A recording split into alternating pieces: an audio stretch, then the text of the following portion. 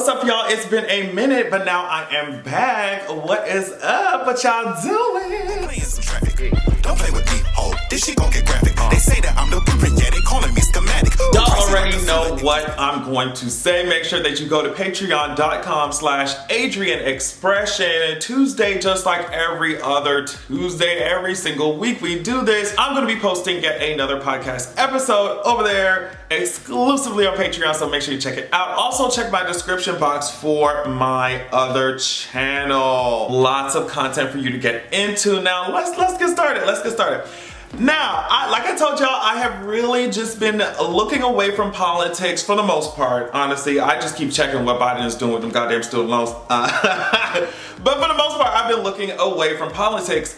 And every time I'm like, okay, let me check out what's going on in politics, something like this ends up being displayed across my screen. They called me a coon the other day, and people think that is a bad term. That's the guys on front of the country. If you know anything about a coon, he's one of the smartest animals out there. Herschel Walker said that he does not care, all right? He's not concerned that y'all are calling him a coon because raccoons are apparently some of the smartest animals that exist. You completely missing the point aside, Herschel Walker. Raccoons be chilling around in the garbage cans. They be chilling around in the dumpsters, and I guess that makes so much sense. I don't know, I was like, all right, I'm checking out. As soon as I check into politics, I see something like that happening, I'm checking out. Y'all got it. Now, this was some time ago, but you already know that when people start tweeting like this, these non-religious, religious folks, when they start tweeting like this, you already know something's going on. Stop letting the devil use you. You're stronger than that, girl. So who was using you? Anyway, so apparently, this was at the end of November. Apparently, they have begun picking the jury. Yeah, on November 28th, Tory Lanez appeared in LA, in an LA courtroom for jury selection. So I'm just gonna be paying attention to what's going on with this, okay? Y'all already remember he was under house arrest for assaulting August Alsina, and it's just like, you couldn't even, like I said before, you couldn't even stay away from being annoying, being a menace, before your trial start. That shit is crazy as hell. I guess he was talking to some blogger, I don't know, he was talking to somebody, and he was like, this is not about me trying to be cool or me being like, yo, I'm too cool to give y'all the answer, or I'm so patient, or I'm so resilient. No, guys, I'm in an open case, and maybe I make this shit look really beautiful, but I'm facing 24 years. This is not no play situation. I've been in this for 3 years. I'm not about to play internet games with you guys. I'm not gonna start now. So I'm just like, okay, girl. Anyway, it's just crazy how certain people, certain men go throughout their entire lives causing all this fucking violence, literally violently attacking people in their own community, right? And then when push comes to shove, when the court date comes, when there is time for them to be held accountable for that shit, now they talking about God will make a way, and you know, now they talking about, oh, don't let the devil use you, and this ain't no play, I'm facing 24 years. It's like, where was all this when y'all was shooting them guns? Like, girl, we just gonna see what happens. Obviously, this case is gonna be all over the place. So that's it. We just gonna have to stay tuned, girl. We gonna stay tuned to Mr. Stonehenge Teeth and what's going on over there. Okay, so I thought this was really cute. Since we talked about Keke Palmer, so Vanity Fair put out this video of like Keke Palmer and Angela Bassett reuniting after 16 years because obviously Keke and Angela were in Aquila and the Bee. And Keke Palmer, among many other things, because they talked about a lot of stuff, Keke Palmer, in front of Angela Bassett, imitated Angela Bassett when she was in the movie The Jacksons. You will lie, and you will cheat, and I don't want you, I don't want you no more. It was just hilarious. It was funny. It was cute to see. And they were just talking about their time on Aquila and the Bee, working together. It was just really cute. If you have the chance to see the Vanity Fair video, I would suggest that you do so. But Keke Palmer also, with her multi-talented self, she carried all of SNL, like, let's be real, SNL just happened. She carried the episode singing down, you know, monologues down. And like in her opening monologue, which was really good, she ended up making the announcement she was pregnant. And she was just like, I was trying to hide it, but everybody's like, the news was coming out slowly. So she was like, whatever, I'm going to make the announcement. And she did, and she was all smiles, and it was really cute. And she showed her baby bump. I was like, oh my gosh. I don't know, I guess we gotta throw a virtual baby shower. I don't know what's going on. And since I know y'all nosy, cause I was, this is her boyfriend. They've been they've been together for some time. But Darius Jackson is his name, and he's the brother of this guy from Insecure.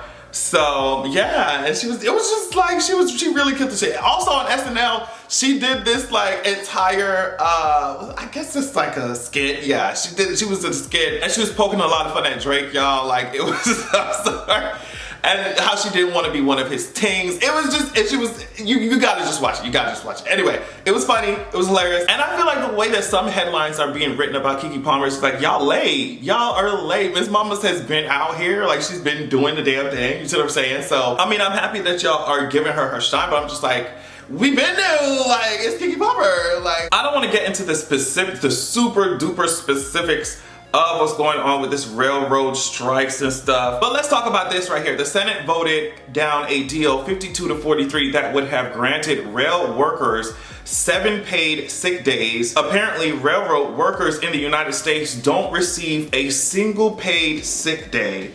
And it's absolutely ridiculous because these senators, politicians, but these senators who have unlimited sick days are going to look in the faces of these people who are working on the goddamn railroads. Senators have unlimited sick days. And they're gonna look at these people who are doing labor on these railroads and look and tell them like, girl, nah. First of all, I think 7 paid sick days during a goddamn pandemic, first of all, but in general, 7 paid sick days. I think that you have 7 days to be sick throughout the entire year, girl. Like, when you really conceptualize it like that, like that's inhumane to begin with. So they're fighting for just 7 days. And the government ain't even gonna give them that. That shit is like, and like I've been saying over and over, the socio-political landscape of this bitch is getting absolutely, like, workers are begging for a sick day. Like, as a human being, it's just a no-brainer, bitch. Sometimes you feel under the weather, girl. And that's not even taking into consideration your mental health. They just talking about physical health. It's crazy. It's crazy. And what's crazier is that the FBI is apparently investigating a power grid attack that happened in Moore County, North Carolina. Let me read this. With no suspects or motive announced, the FBI is joining the investigation into power outages in a North Carolina county believed to have been caused by intentional and targeted attacks on substations that left around 40,000 customers in the dark Saturday night, prompting a curfew and emergency declaration. During the time that power stations were like literally they went there and shot up the power station so that people would not have, intentionally doing that. During that time, I guess like guns and stuff were stolen from pawn shops during that same time. At this point, based off the evidence that we're seeing, they were apparently targeting a drag show. The Downtown Divas drag show, which was scheduled for 7 p.m. but did not begin until 7:40 p.m. was scheduled as a fundraiser for Sandhills Pride, the local nonprofit supporting the LGBTQ community. They had a bunch of angry protesters. The show originally allowed for children and teenagers to attend, but because of the protests online, Sandhills Pride announced that only individuals aged 18 and older would be admitted. That still wasn't enough, like I said, so apparently them people took to the streets and went to these substations, power substations, and cut off the power for not only that drag show, but for 40,000 people living in that county. And of course, they're saying that they're trying to get the power back up as soon as possible, but some of the things that they literally went in there and shot up, some of the equipment is just so gigantic. Repairing some of the shit will be complicated as hell, so they're just like, it's gonna take some time. But yeah, this, as you can see here, came from Emily Grace Rainey. Her Facebook, she's a former U.S. Army Psychological Operations Officer. She said, the Moore County Sheriff's Office just checked in. I welcomed them into my home. She said, the Moore County Sheriff's Office just checked in. I welcomed them to my home. Sorry they wasted their time. I told them that God works in mysterious ways and is responsible for the power outage. I used the opportunity to tell them about the immoral drag show and the blasphemies screamed by its supporters. I told them God is chastising Moore County. Thank them for coming and wish them a good night. So yeah, this is what we're dealing with right now. Instead of, you know, looking at all of the ways in which y'all Catholic priests be touching all y'all kids, and like, instead of looking into the way that these clergy in y'all churches be touching y'all kids, y'all are grouping pedophiles with the LGBT, and so now you're saying that the LGBT as a whole is coming after y'all kids. And they're getting militant about it. They're literally shooting up power stations and stuff. Like I said in that video of me talking about the Colorado Springs shooting, like, if these things are not addressed in a substantial way, from politics to just community in general, like, this shit's going to continue to escalate. Like, they marching in the streets, and even the rhetoric around the shooting in Colorado, you can tell how you can see the shift. You can see it happening. So I don't know, it's crazy out here. The performers did the best that they could to try and keep the show going. We also are the arms that are around you to carry you through this fight that will never end, but will only continuously get stronger with your motherfucking support. Yeah! We all take your pain and we take your struggle and we turn that into the support that we give to you by showing up. But yeah, it's hard to look at these situations and not feel a big cloud of dread. Because it doesn't look like things are good. It just looks like things are gonna get much worse from here on out. Like, I can't stand it. But anyway, thank y'all so much for watching. Hope you enjoyed the video. Hope it was informative. Love y'all so much. Please stay safe and make sure that you have a good goddamn evening. Don't play with me. Don't play with me.